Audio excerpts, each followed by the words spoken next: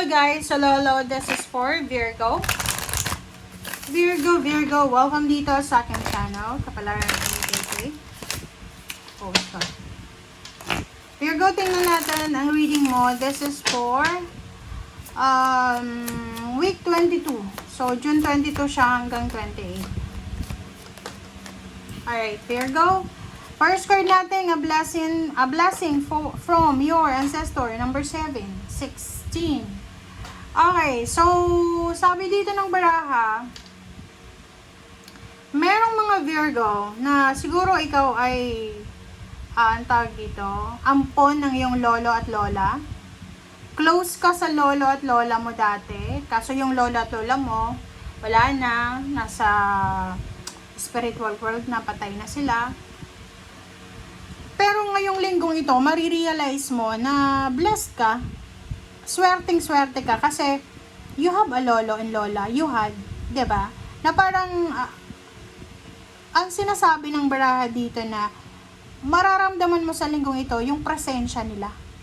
Okay? Parang, yung, dito, yung distansya ng spiritual world, tsaka yung distansya mo, medyo manipis. Pwedeng ang linggong ito ay death anniversary or birthdays ng inyong lolo at lola or sa mga ancestor nyo. So, meron kang pwedeng magawa dyan. I-maximize mo yung linggong ito. Mag-alay ka ng prayers, ng pamisa, kausapin mo sila. And yun yung sinasabi ng baraha na pwede mong magawa para bigyan ng tribute yung mga ancestors mo.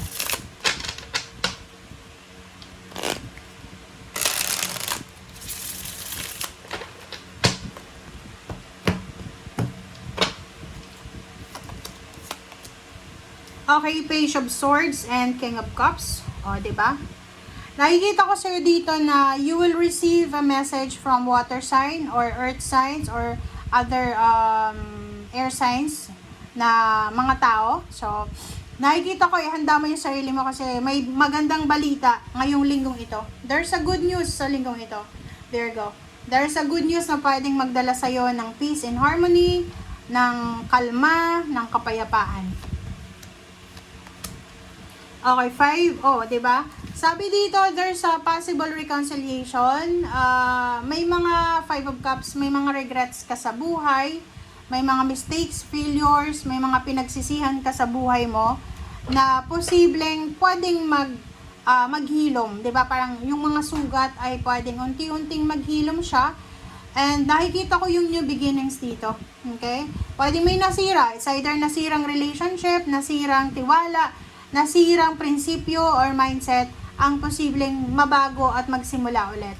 So, nakikita ko sa'yo dito na you are super inspired, confident, and excited ka sa mga possible na mangyayari. Okay, 8 of Wands and 9 of Swords. So, nakikita ko sa'yo dito na kung medyo stressful yung pakiramdam mo for the past few weeks or past few months, sabi ng baraha, isang mabilisan. Mabilisan siya na blessings, mabilisan na parang communication ang posibleng darating sa'yo. Okay? So, sinasabi ng baraha sa'yo dito na yung rason ng hindi mo pagtulog, overthinking, overanalyzing, ay posibleng mawala yan sa linggong ito. Kasi, pwedeng may resulta, pwedeng may good result, may good outcome, yung mga sinasacrifice mo for several months. Nakikita ko sir dito para maiwasan natin yung overthinking and overanalyzing. Iwasan mo yung padalos-dalos ng desisyon. Yun lang. Para maiwasan mo yung problema, maiwasan mong malungkot, maiwasan mong ma-stress, dahan-dahan lang. Okay? Huwag maging aggressive. 7 of Wands and Queen of Wands. 7 of Wands and Queen of Wands. So, nakikita ko sa'yo dito, this is fire sign energy. Kailangan mo daw na proteksyonan yung sarili mo. Yung kalayaan mo. Like, for example, sa trabaho, huwag kang masyadong magtitiwala sa mga katrabaho mo agad-agad. Kumbaga, kahit sabihin natin na katrabaho mo yan, mabait yan, best friend mo yan, huwag kang basta-basta magtitiwala. Okay? Kasi pagdating na sa trabaho, walang best friend dyan.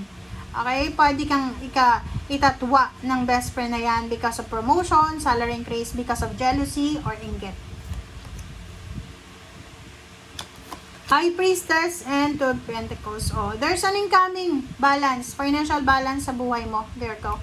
So, you need to be positive, Maging positibo ka kasi itong mga ginagawa mo sa ngayon, may positive result yan. Walang masasayang na sacrifices, guys. And the High Priestess is here. Sinasabi, this one is a water sign. So, sinasabi ng baraha sa'yo na pagdating sa pera, huwag kang masyadong emosyonal. Okay? Huwag kang masyadong emosyonal. Kailangan maging matatag ka talaga. King of Swords and wow! Congratulations, guys.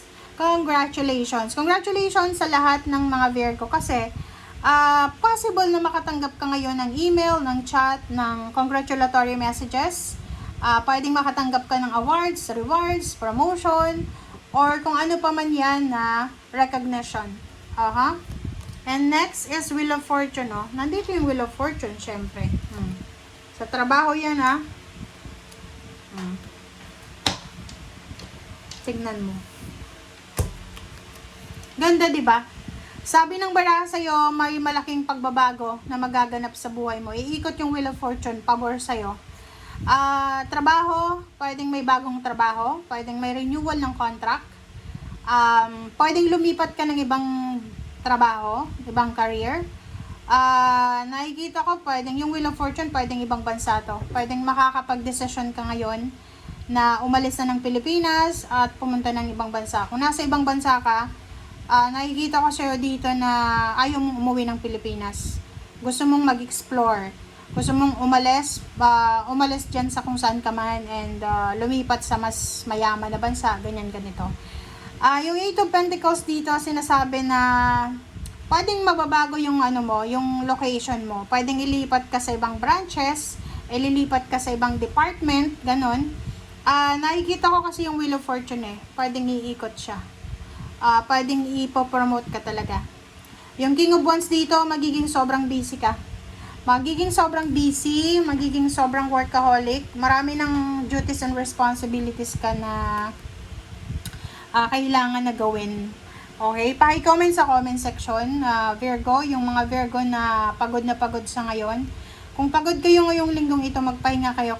Kasi mas lalo pa kayong mapapagod for several weeks. Marami ditong kailangan kang tapusin. Marami kang kailangan na gawin. Yung priority mo dito, multitasker ka na.